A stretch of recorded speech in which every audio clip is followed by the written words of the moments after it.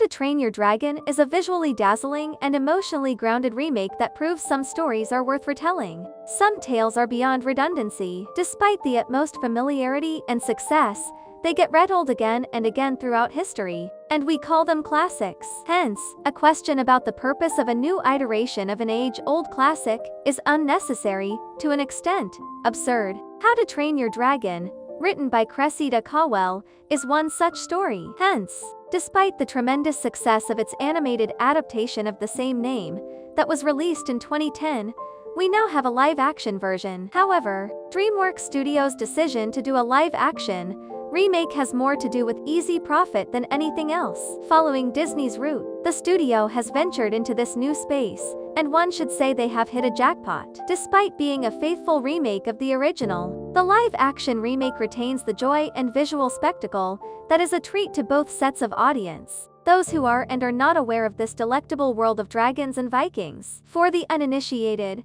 How to Train Your Dragon is a story of Hiccup, a shy boy in the Viking village named Berk. It is not any other Viking village, but one where the best of them have gathered to fight their arch-nemesis dragons. Most people would leave. Not us. We are Vikings. We have stubbornness issues, Hiccup says in the opening lines of the film. Unlike his dad Stoic, Berk's chief, Hiccup is rather timid. Even his father considers him not to have what it takes to be a dragon slayer. But Hiccup has something that no other Viking in the village has, and that something makes him pet a dragon.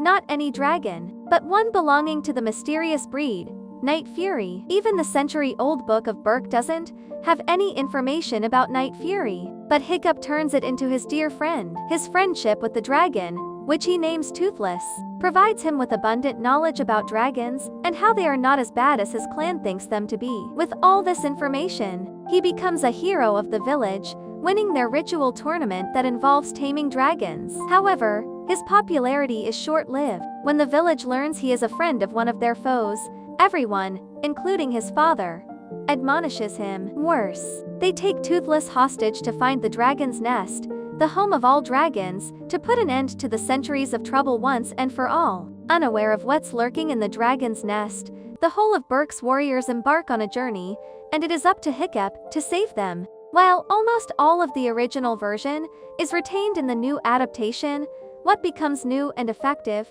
is the performance of the aptly cast actors. While there were several criticisms and doubts regarding the choice of actors, the film has put an end to it all. Mason Thames is perfect as a skinny and shy Hiccup. His scenes with Gerard Butler as Stoic are some of the best acting chops in the movie. To make it more real, the makers have imbibed a serious tone in the conversations and performances, which is not seen in the original. This brings the much-needed depth to the live-action remake and saves it from becoming cartoonish. The other wonderful aspect of the film is its visuals.